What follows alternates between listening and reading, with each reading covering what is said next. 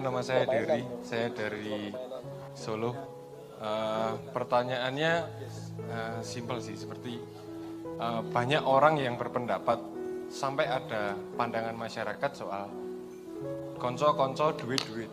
Duit kuwi ra iso dijak kekancan. Itu sampai ada pandangan seperti itu karena memang itu hal yang sangat sensitif istilahnya gitu. Nah, pertanyaannya ketika tadi kayak yang dijelaskan Mas Abrang sebelumnya, kalau kita sudah berteman dan ingin mencapai tujuan tertentu kan harus ada komitmen di awal, ini harus seperti A, B, C, dan seterusnya. Nah, itu nanti akan berubah ketika kita sudah mendapat suatu imbalan atau keuntungan. Nah, rusaknya kan biasanya di situ. Ketika sudah ketok untungnya, ketok batine iki karo koncoe ngantek tegel istilah gitu. Lah, yang saya mau tanyakan, solusinya selain bubar, Mas, apakah ada landasan atau stimulan atau fundamentalnya ben iki ora bubar iki asine selain wis daripada padu bubar kan gitu kan. Misalnya ini sudah punya prospek baik misalnya atau sudah punya kaitan yang cukup luas apa yang kita buat itu selain bubar iki kudune diapak gitu kan kekansane enak ning yo usahane tetap atau tujuan dari kumpulan kita juga tercapai gitu saja. Matur suwun. Oke, langsung tak respon ya. Oke, duit-duit konco-konco itu sebuah hipotesis. Nek kowe arep nglakoni kuwi ora masalah. Dan banyak yang sudah melakukan seperti itu. Cuman kita lihat hasilnya. Kamu pengen nggak seperti itu? Duitnya akeh ning ra duwe konco. Oh, nek kowe pengen ning kono ora masalah, ya ora masalah. Kamu banyak teman karena duitmu banyak. Kalau kamu anggap itu sebagai teman dan kamu nggak masalah dengan keadaan seperti itu, ya lakoni we duit-duit konco-konco. Saya tidak menyalahkan itu sama sekali. Sangat boleh. Cuman kalau saya itu bukan orang enak lah. Kowe gelem ngopi bareng aku main goro-goro duitku akeh. Urusannya kan bukan karena memang kekancan.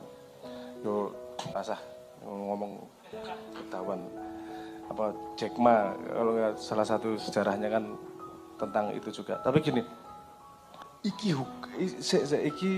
sapa jenenge? Pokoke jeneng burine Wallace, sing Wallace The Great Leveler.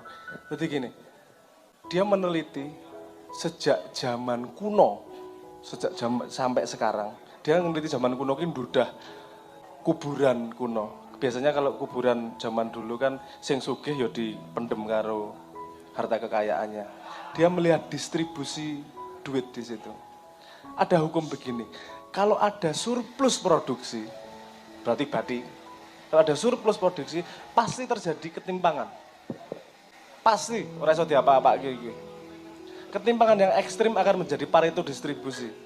Pareto distribusi itu yang kowe kampanye sekarang krungu lah. 1% duit, 1% orang memegang 50% kekayaan. Wah, tahu krungu ngono kita. Itu yang disebut sebagai Pareto distribusi. Itu hukum alam, nyon saya mau ngomong aku. Sekarang gini, di sini jadinya akeh band. Anda tahu musik klasik? Ngerti ya musik klasik ya? Sebutkan, ini tak kasih contoh Pareto distribution. Musik klasik yang kamu kenal siapa komposernya? Mozart, Beethoven, Bach, Tchaikovsky, siapa mana? Oke lah, katakanlah 4 itu. Menurutmu zaman biyen ana wong piro komposer gue? Banyak. Yang kamu kenal cuma 1% nih. Dari segitu banyak. Oke, dari 4 orang itu tadi karyanya yang kamu kenal berapa? Paling Fur Ellis, Soneta 6. Paling minggu itu. Padahal karya dia ratusan. Lagi-lagi cuma 1% yang didengarkan oleh 50% manusia mau. Jadi Pareto distribution, jadi ketimpangan itu pasti terjadi. Kalau kita tahu ketimpangan itu terjadi, sama-sama dari awal harus kita jelaskan. Kalau terjadi ketimpangan sebabnya apa nih? Ngene. Nek dhewe arep melu permainan, paling gampang kuwi ndelok sing wis ahli.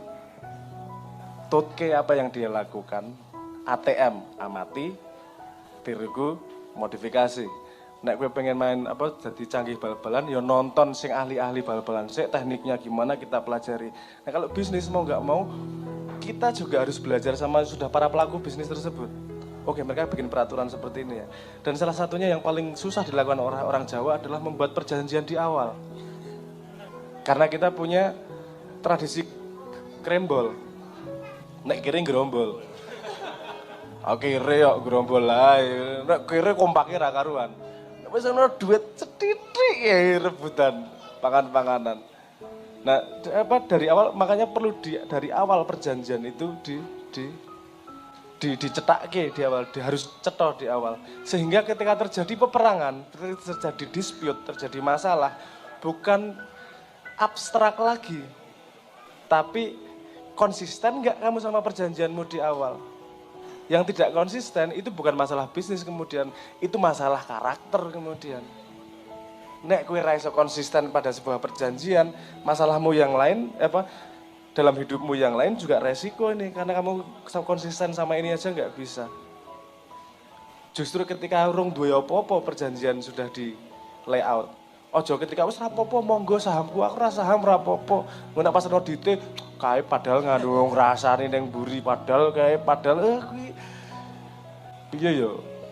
Itu enggak akan membuat perkembangan. Itu dalam permainan itu wong Jawa susahnya gawe perjanjian di awal itu tadi. Padahal itu jadi fondasi dasar untuk ketika ada masalah di depan. Sebenarnya itu urusan antisipasi semua. Bukan urusan rebutan duit. Rebutan, ayo kita fairness-nya gimana nih? Apa yang kita hitung bersama nih? Modalnya, resikonya, kapabilitasnya, koneksinya, dan seterusnya. Kita hitung bersama, kita setujui nih. Share-nya segini dengan tanggung jawab nih. Misalnya kamu antisipasi di tengah jalan lungo. Oke, yang bertahan lebih dari 3 tahun ini jadi permanen. Kalau nggak lebih dari 3 tahun kamu keluar di tengah jalan, dianggap bukan punyamu. Dari awal sudah diperjanjikan dulu. Kamu ada masalah diantisipasi di awal. Kemudian kalau nanti ada yang melanggar perjanjian di awal, kamu lepas pertemanan kan ya ora masalah. Karena dia menjadi teman pun tidak konsisten dengan kalimat dia. Kowe duwe kanca dhek omongane ra iso dipercaya. Kowe golek kanca. Temen kan salah satunya agar kita bisa trust, dhewe iso titip nyawa ning dhek lah intinya gitu. Kalau kamu punya teman tapi malah dia ancaman kan bukan teman namanya.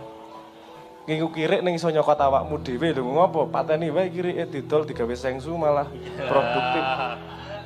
Istilahnya rica-rica pengalaman ya Rey. Mungkin respon saya seperti itu. Ini antisipasi di awal sebenarnya. Jadi kemampuanmu mitigasi masalah itu juga menentukan stabilitas pertumbuhanmu. Nah aku rekomendasi kamu harus clear 5 tahun itu seperti apa. Minimal 5 tahun kalau aku rekomendasi ya. Karena 5 tahun itu jarak minimal kamu bisa. Ini ngomong dari requisite itu tadi. Nek kowe ra iso target sampai kamu tidak bisa punya clear bayangan yang jelas sampai 5 tahun, berarti memang stratumu tidak cukup untuk gawe bisnis.